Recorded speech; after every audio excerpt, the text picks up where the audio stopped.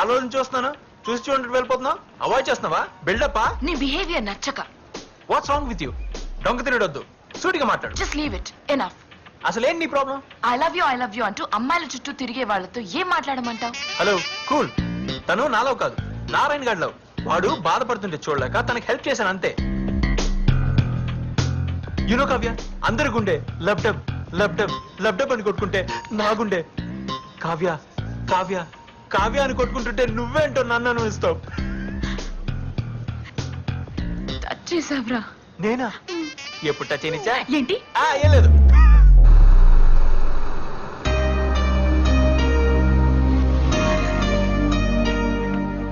అబ్బా, ఇతను మళ్ళీ వచ్చాడే. డోంట్ వరీ కీర్తి, వాళ్ళ గురించి నువ్వు పట్టించుకోవద్దు. నాకు వదిలే, నువ్వు పద.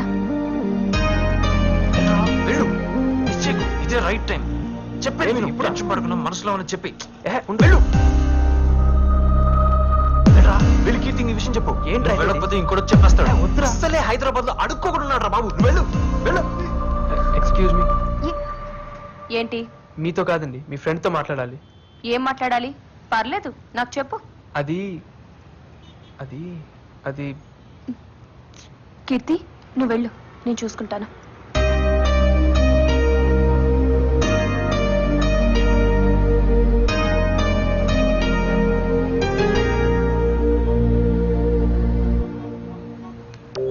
ఏంటి విషయం? నేను మీ ఫ్రెండ్ లవ్ చేస్తున్నానండి. ఏరా, కామెడీ చేస్తున్నావా? లేదండి, నిజంగా లవ్ చేస్తున్నాను. పిచ్చా? చూస్తుంటే ఎర్ర బస్సులో వచ్చినట్టున్నా. నీకు యావరేజ్ ఫిగరే పడదు. కీర్తి లాంటి అమ్మాయి ఎలా పడుతుంది అనుకున్నావు? అందం లేదు, స్టైల్ లేదు, స్టేటస్ లేదు. అయినా నీలో ఏముందని లవ్ చేయాలి? అవన్నీ ఉంటే గానీ లవ్ చేయరా అండి? ఎందుకు చేయాలి? ఈ కాలం అమ్మాయిలకి చాలా రిక్వైర్మెంట్స్ ఉన్నాయి. ఇంతటితో ఈ ఫైల్ డిలీట్ చేసి పని చూసుకో.